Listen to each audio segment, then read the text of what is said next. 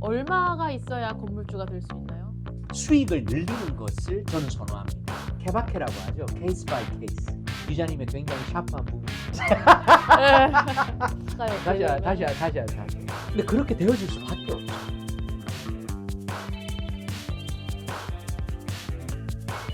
네, 오늘은 전국에서 아주 바쁘게 활동하고 계시는 안드라스 윤 대표님 모셨습니다. 네. 한번 자기소개 부탁드립니다. 네, 안녕하세요. 네네네. 예, 저 안드라스 윤입니다. 많이 많이들 하시는데 저의 last name은 윤입니다. 참고로 네. 전화를 받을 때 주로 이제 안 대표님이라고 많이 부르시는데 아. first name이 안드라스라는 거. 네, 알겠습니다. 모두가 건물주가 될 수는 없어요. 그러나 투자의 방향성은 제가 확실하게 제시해 드리겠습니다.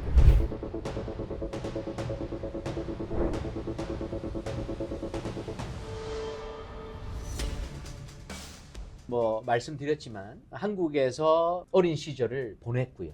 그리고 나서 대학을 미국으로 왔죠. 그래서 미시간 주립대학교를 졸업했고 저의 첫 직장은 US Chamber of Commerce에서 일을 했었습니다.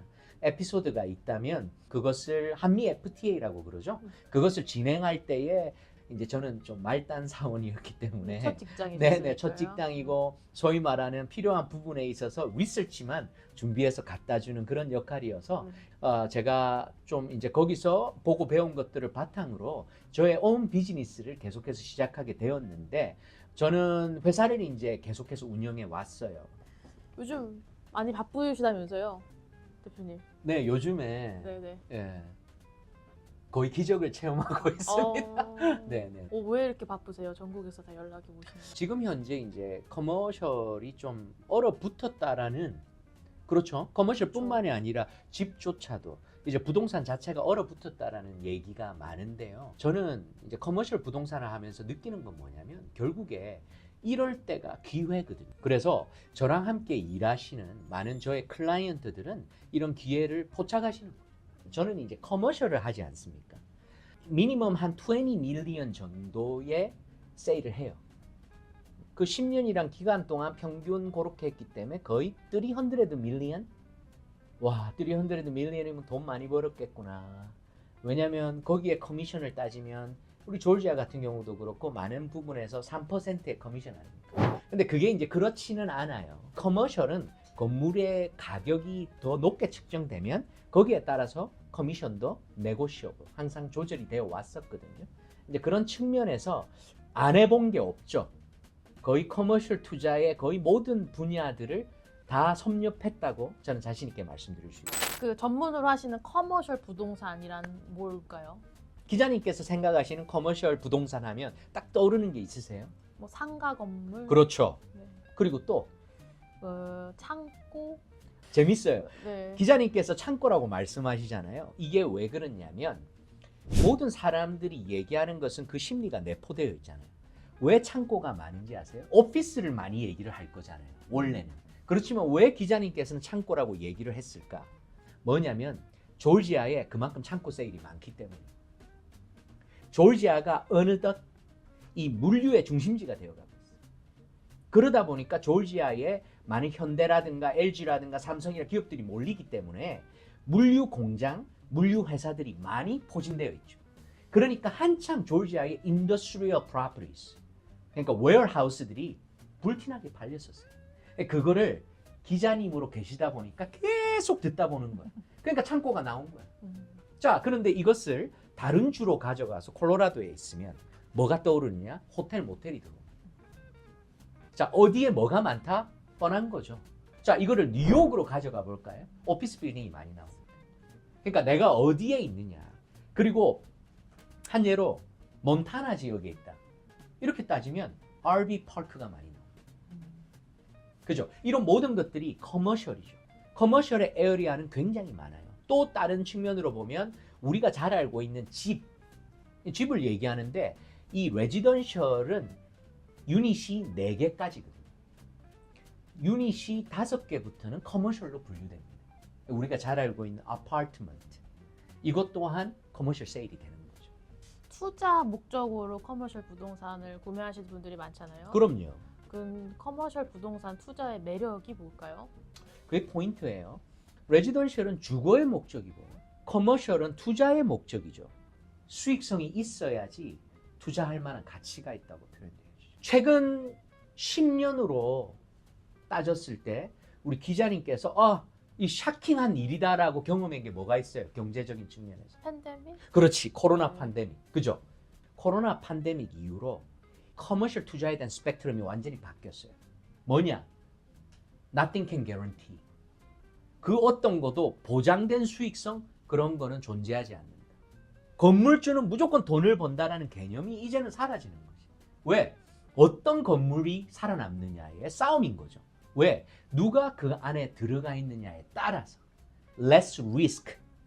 그러니까 위험 요소가 적은 property, 수익성을 예전보다는 덜 남기더라도 수익성 플러스 확실한 이런 개런티된 수익성을 선호하는 거죠.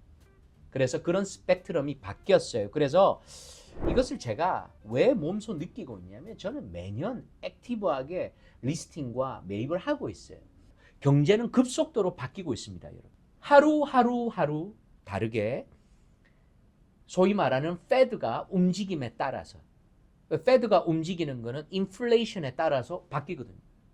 그런 측면에서 굉장히 미세하게 경제의 미세한 부분들이 바뀌고 있습니다. 그러면 커머셜 투자도 같이 킵업을 해줘야 되는 거예요.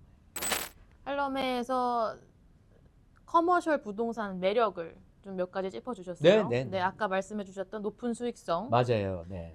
레스 리스크라고. 그렇죠. 네. 제가 요즘에 재밌는 게 그런 딜을 많이 하고 있어요. 누군가는 그러겠죠. 네. 아니 리스크 없는 게 어디 있어? 어느 정도 리스크는 존재하지. 네. 왜냐하면 이 사람들이 어차피 비즈니스를 운영하는데 어떻게 될지 어떻게 알아? 그런데 제가 이제 타겟을 그런 식으로 바꾸고 있어요. 그래서 특히 올해에 제가 많이 하는 물건이 있어요. 이미 6개 딜을 했는데 전국적으로 확실한 리스크가 없는 거예요. 뭐냐? 한 곳마다 계약이 15년의 corporate guarantee. 그런데 그 테넌트들이 프랜차이즈 레벨이거든요. 그런데 그런 것들이 거의 미국 전역에 한 300개 정도 로케이션이 있는 이상 되는 이런 물건들을 제가 많이 하고 있어요.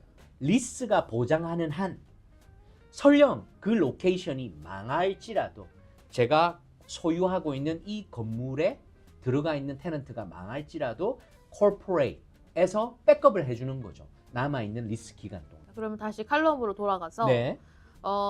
높은 수익성, 다양한 투자 옵션이 있다. 아까 다양한 투자 옵션은 제가 말씀드렸듯이 여러 가지가 있었죠. 네. 그리고 세금 혜택이 크다. 세금 혜택이 당연히 클 수밖에 없어요. 왜? 자, 투자를 하지 않습니까? 그러면 예를 들어서 어떤 건물을 샀다. 이것을 평생 갖고 있을 거 아니잖아요.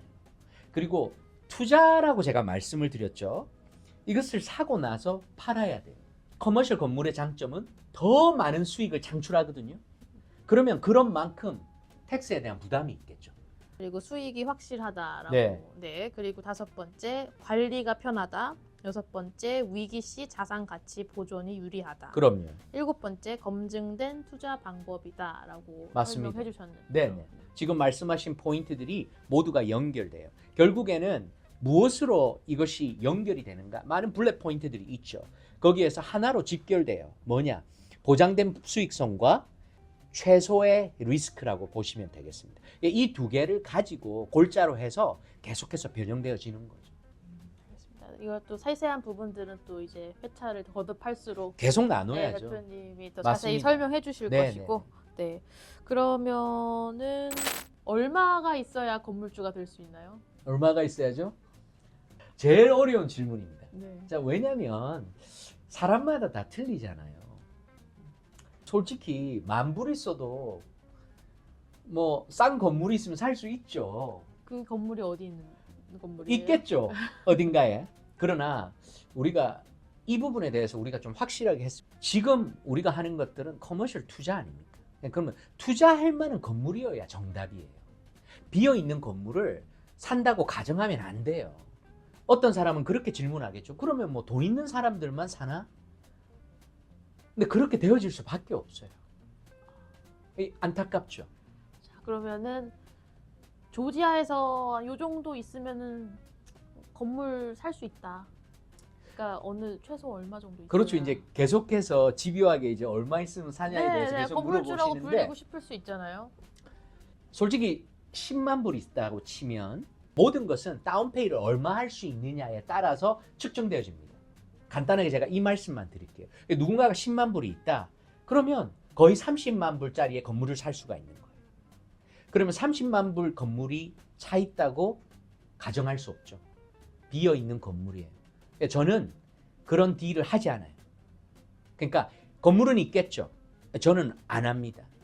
저는 못 합니다. 왜냐하면 그 건물을 사서 이것이 마이너스잖아요. 그러니까 채워져 있는 건물이 수익을 늘리는 것을 저는 선호합니다. 그러니까 테넌트가 차져 있고 융자를 받았을 때도 그 융자를 상환하면서도 수익이 남을 수 있는 이런 건물을 타겟으로 하거든요. 우리가 지금 졸지아에 있잖아요. 그러면 뭐 한인들이 좋아하는 지역 수완이나 둘루스다 이렇게 예를 들어서 우리 기자님께서 냉정하게 봤을 때 테넌트가 들어가 있는 수익을 낼 수 있는 건물들이 대충 얼마일 것 같아요? 그러게요. 궁금하네. 얼마 그래도 하나요? 얼마일 것 같으세요? 얼마 하나요? 몇 밀리언은 될 것 같아요. 몇 밀리언은 될 것 같죠. 네. 보실 때 야 저거 뭐 작은데 뭐 얼마 하겠어? 3 밀리언. 작은 것도 작은 것도. 이런 큰 한인 마트가 들어있는 건물은 어느 정도예요? 아유 그런 거는 뭐 20 밀리언 막 넘죠. 그러니까 우리가 쉽게 구볼 게 아니에요. 그러니까 어느 정도 테넌트가 차 있고 소위 말하는 나 저거 어느 정도 소유하고 싶다. 3 밀리언 훌쩍 넘어갑니다. 이건 냉정한 평가예요. 그렇지만 캐시로 살 수는 없죠. 자 그러면 3 밀리언을 내가 사고 싶다. 그러면 3분의 1의 정도의 다운 페이먼트는 있어야 돼요. 자 그러면 1 밀리언이 있어야 된다라는 얘기죠. 자 그러면 건물이 무조건 3 밀리언이 넘어가야 되나? 제가 아니라고 말씀드렸잖아요. 얼마든지 50만 불짜리 건물도 있고 밀리언짜리 건물도 있어요. 왜 없어요? 있어요. 그러나 그런 것들에 대한 수익성을 제가 보장할 수 없기 때문에 저는 피하고 싶다라는 거고 얼마든지 사실 수는 있습니다. 지금까지 부동산을 해오면서 제가 확실하지 않고 제가 신뢰할 수 없는 물건들은 저는 손대지를 않아요. 이 모든 것의 결과물은 이미지로 돌아오게 되어 있더라고요. 그러니까 남들한테 이거 내 건물이야 라고 소개하기에 부끄럽지 않은 당연하죠. 정도는 아니 저는 다른 걸 정도는 떠나서 3 밀리언 수익성이 돼야 된다. 보장되어야 된다라. 네, 앞으로 저희가 뭐 어떤 내용을 기대하면 좋을까요? 커머셜 부동산이라는 게 정말 굉장히 넓고 깊은 분야인 것 같아요. 맞아요. 그런 얘기를 많이 듣잖아요. 뭐 예전에 뭐 뭘 투자를 했는데 뭐 부동산 때문에 사기를 당하고 거기에 대한 상반된 지식이 없기 때문이에요. 퍼블릭에게 이익을 줄 수 있는. 그래서 어떤 저의 경험과 노하우를 통해서 좀 커머셜 부동산에 대해서 기준점을 제시하고 싶어요. 그래서 그런 과정, 어떤 과정이 있을 수 있겠습니까? 클로징은 어떻게 진행되는지, 융자에는 어떤 옵션들이 있고 어떤 텀이 있고 어떤 조건으로 살 수가 있느냐. 제가 말씀드렸습니다. 커머셜 건물은 결국에 뭐다? 리스에 의해서, 리스 어그리먼트에 대해서 모든 수익성이 결정이 돼요. 그러면 일단 이 리스 어그리먼트들을 분석하고 볼 줄을 알아요. 이런 조건들을 다 알고 있어야 돼요. 꼭 조지아일 필요는 없다. 정확한 방향성을 시작부터 제시를 할 수 있는 뭐 이런 자신감이 있는 거죠. 그래서 오늘 대표님 첫 번째 촬영이었는데요. 네네네. 아주 좋은 말씀 나눠주셨습니다. 네. 네.